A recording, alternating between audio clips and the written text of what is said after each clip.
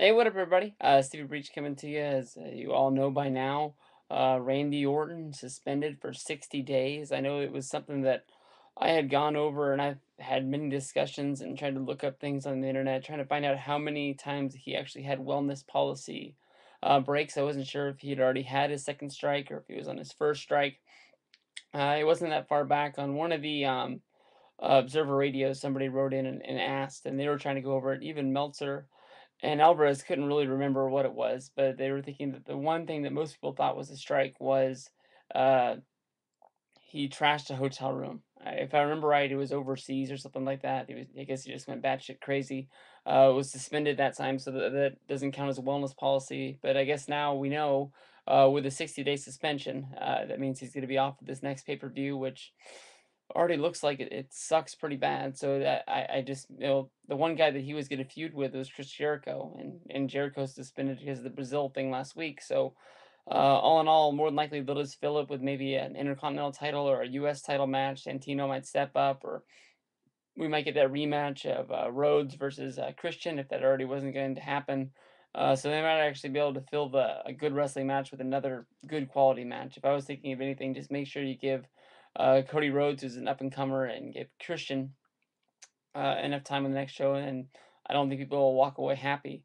When I was really first starting to break this down on what the hell they were gonna do, I don't think it's that big of a deal as when it first was coming down. First, I was trying to write down who was gonna step up and what they're gonna do, but all in all, 60 days is only to be 2 shows. You got this next pay-per-view coming up, and then you got Money in the Bank.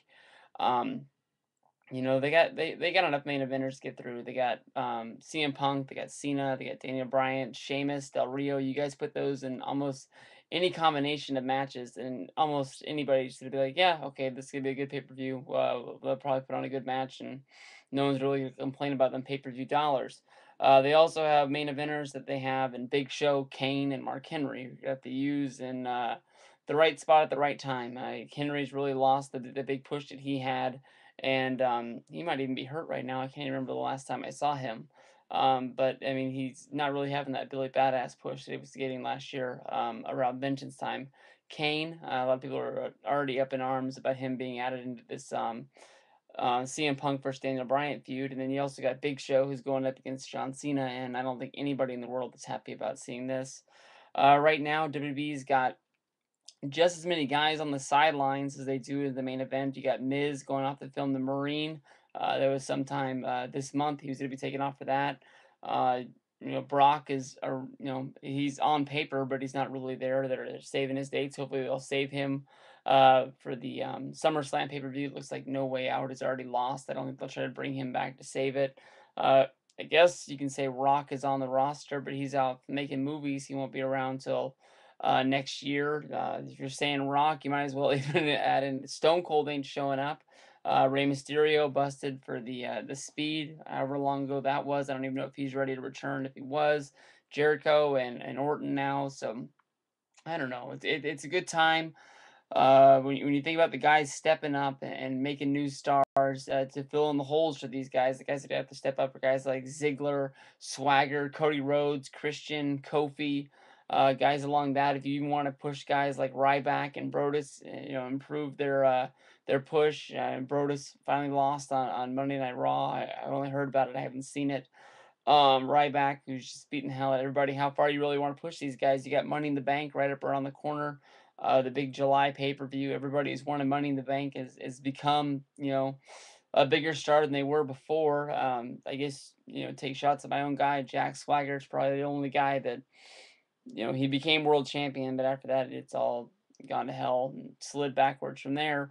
But I think that if they got the right guys behind him and they wanted to push him, he could step up and be a star again. But like last year, we had Daniel Bryan win the World Heavyweight Championship. You had Alberto Del Rio at SummerSlam cash in, won the WWE Championship. So I mean, whoever wins this is pretty much guaranteed to become a star. The only guy is Mr. Kennedy, who was on his way to becoming a star, got injured, and because there was another injury and they needed somebody to take that belt right then and now, they had him drop it over to Edge.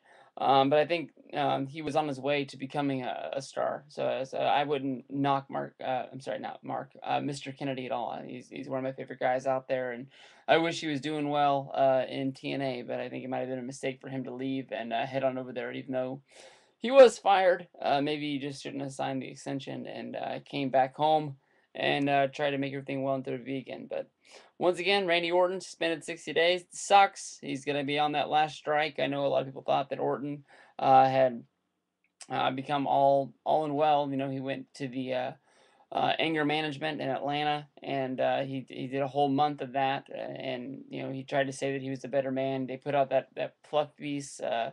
DVD, the Viper, or you know whatever the heck that documentary was called last year, and you know he tried to say that he was a family man, and it was all in the past. We can only hope that this was some sort of a workout drug. I think everybody has their minds in the gutters right now, thinking that he's might got back on some sort of bad drug. But I don't know. Once you have kids and your wife has to pretty much call and bring you back to life because you've passed out or an overdose, I hope you see the light and you don't go back to those ways. But you never know. It could have been just like a party situation like he had with Evan Bourne and our Truth, and he might have failed for just something stupid like fake marijuana. We're all gonna find out. The story's not out yet. Hopefully, Meltzer can dig down deep, and in tonight's update podcast, we can find out where we go from here. But Orton suspended. Here we go.